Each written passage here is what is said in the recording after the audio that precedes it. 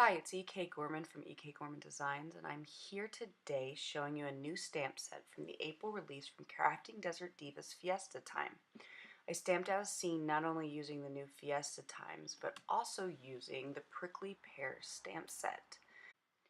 Today I'm watercoloring this card, and I'm using my Daniel Smith Primatech watercolors. I don't tend to mix much when I use my Daniel Smith Primatech, but for skin tone, there just is no good skin tone, so I end up mixing a little bit of the Rondite Genuine and the Hematite Burnt Scarlet, this great brown color, and with a little bit of pink in there, and sometimes a little bit of red fuchsite, you can get a pretty decent skin tone. You'll notice I am adding color and blotting away color and adding color and blotting away color. That's because I am not a watercoloring expert. I tend to add and take away a lot when it comes to watercolor, especially when it comes to skin tone. On her cheeks, I added some just straight Rondite Genuine, and I think it left a really nice kind of flush pinky cheek. Now this green color I'm using is hands down my favorite green. It is the Serpentine green, and I'm using it straight as it is, just picking it straight up from my palette and adding. What I love about these Primatech watercolors is that they leave, when they settle, they'll have a grainy effect to them. And for this stamp set, I thought kind of this rustic, grainy look was really going to be effective. When I highlighted on the cactus, I went back in with a little bit of the green apatite and the serpentine just to make a little bit darker and give us some of the shadows that I was looking for. You can see I'm not taking the greatest of care with where I lay the watercolor. I'm just trying to get some really good color down. I don't know. Like I said, I'm not the world's greatest watercolorist, but I know what I like, at least when I'm working. You'll notice a lot that I'll dab my brush off and I'll come back in with actually a really dry brush, a thirsty brush, and pick up a lot of the wet color in my cactus to try to give it a little bit of highlight and shine. I don't ever add color to give highlight. I usually subtract to give a nice highlight. You'll see me do it here right there. That's some of that thirsty brush pulling the color back up from the cactus. I really thought the prickly pear or the prickly cactus stamp set was the perfect companion for this stamp, this new Fiesta Time stamp set from Crafting Divas. Nothing like a bunch of jalapenos singing and dancing with cacti. It just seemed to make absolute sense to me. I apologize, there's a lot of cactus to color and it's green, green, green. I wish I was one of those people who could film myself with my hand perfectly still and laying the picture always upright. I am not that person. So you're just gonna have to bear with me as I flip the card around over and over again to get in there in the crevices. Here I am again with that thirsty brush pulling up some of that color, just trying to add some highlights. I've gone back in now with just some water to fill in where and blend out just a little bit of that shadow. It wasn't real. The thing about watercolor, for those of you who don't use it often, is it dries lighter than it goes on. So sometimes you just kind of have to set back and see what your shadows do. And as you see, I'm now going back in and adding significantly more color into the shadow areas, trying to get a little bit darker hue when it dries. I almost went a little too dark here with this little cactus behind our dog friend, but there's a lot of things happening there, so the dark didn't bother me. I've started on her dress. You'll notice I'm not crazy about what I did, and I kind of fix it. You'll learn I'm not the kind of person who makes a mistake and starts all over. I just try to make the mistake work. I don't have the time to go back in and redo an entire card just because I made a boo-boo. This color I'm using is actually one of my new tubes of Primatech. It's the purple, I never say this right, the purpurite. There's no L in it, so purpleite. I love the color, and like I said, it's this gray purple color, and it has a really great grain texture when it dries. I kept trying to add more color to her ruffles, And of course, that's not in any way, shape, or form how the natural shadow would fall on the dress. Give it to me. I'm just taking it. I'm using creative license here. But I like how the dress kind of has some movement in body and it looks like it's flowing around. You'll see me do this from time to time. I touch my project. I probably should never touch my project, but I touch my project to see if things are dry. So I'll reach up and touch the cactus to make sure the cactus is dry before I go and add color into the hair. For her hair, I'm using the red fuscite because I wanted a nice brown color with hints of red, and you'll notice this grains out. You'll laugh because I added water, I added color, and it was way too light. So I took my handy little paper towel and removed the water and came back in with straight color on a wet surface. And now I'm just blending it out with just straight clean water. I really wanted the hair to be darker than it came out, and you'll notice I just kind of keep going back in and laying down more and more browns to see if I can get the color I'm looking for. Oh, yes, see, I told you I don't go back and correct mistakes, and this is the epitome of it. The dunce that I am put my hand into wet paint and then laid it down and left some great purple color on the ground. I added some clean water and just tried to blot it out. You'll notice it's there, but at the end, I solved the problem. Like I said, I don't start over. I just take the problem and move forward. Crafting time for me is kind of a sacred, precious time when the kids are either busy or at school, and I don't have time to restart.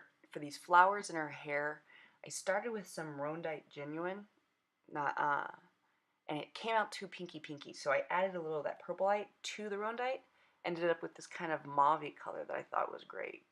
Like I said, I rarely ever mix these colors, so I don't have a lot of experience with what they do when you mix them. But that mauve color is great. For our little Chihuahua dog, I pulled out just straight the Minnesota Pipestone. It's this browny red sandstone color that I just love. And again, a thirsty brush pulling up and trying to add some highlights to the pup. I found the chili peppers probably the most difficult of the images to color. I don't know why. I really wanted like a strong green pepper and a strong red pepper. Green wasn't a problem. I just pulled out the the jadeite and colored them straight in with that. The problem is in the Primatex there isn't a true red. To get a true red, I'd have to pull out another set of watercolors, and I've got my other Daniel Smiths, but it wouldn't have that grainy effect that I was kind of going for on this whole card. So I had to get creative. I pulled out a little of the red fuscite, which is more of a brown than it is a red, and added quite a bit of Rondite to it, hoping that the pink would kind of brown up, or the pink would red up the brown. Ironically, we all know that there are no combination of colors you can make that will make red. But if you add enough pink to red fuscite, it turns reddish. It's more of a burnt red, not a true red. But I was not complaining because, like I said, you can't get a true red from this set. But I didn't want to lose that grainy feel that the Primatex set give us. And these peppers are just so cute. You have to admit, they're just adorable. For their hats, I took some of that same Minnesota Pipestone that I used on the dog and really watered it down. And then with that thirsty brush came in and pulled most of that color out. I wanted just that faintest hint of straw. You'll notice some really horrible watercoloring here. I wanted to add designs to it, but I didn't wait for things to dry because I'm impatient like that. Whoops. This is that same red and pink or that same brown and pink combination that I'd used for the pepper on the collar. I went back and was just some straight Rondite for the collar and the flowers. And it, yes, came out way too light, so I added some more straight, less watered, more straight from my palette Rondite to get that really sharp pink.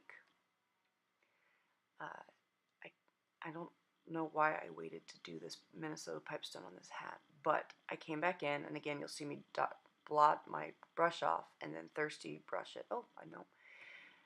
Oh, okay. This is called me not waiting for things to dry and very badly painting.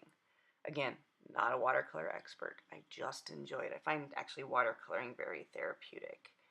Um, for the mouse and the little doggy's nose, I pulled out the hematite.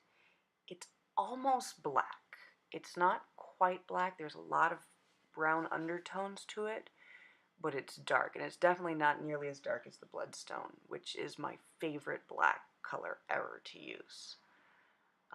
You'll notice in this pepper there isn't as much of that pink, and it just didn't come out quite as red.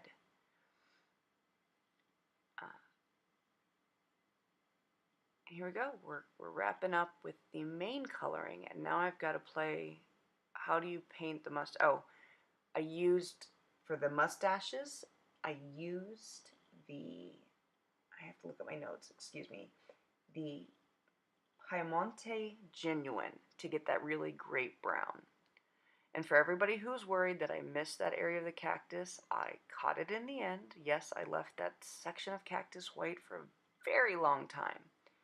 Now, when I watercolor for cards, I don't use my best watercolor paper. I save that for my watercolor projects. I just use something between a student grade and a professional grade. I spend a little bit more money, but I don't spend tons of money on my carved water paper.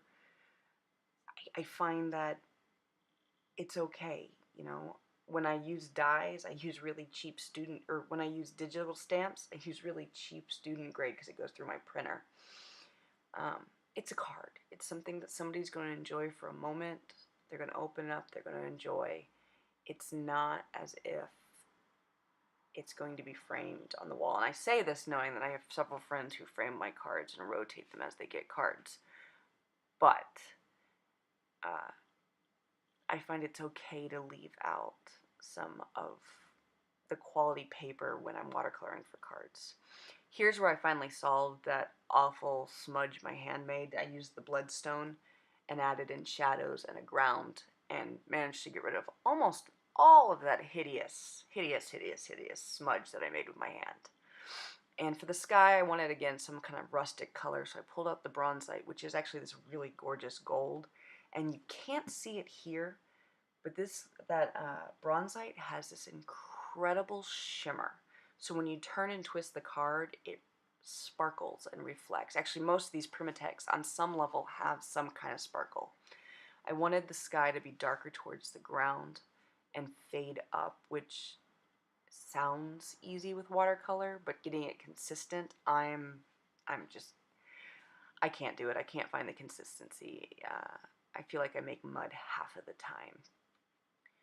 But in the end, I got there almost.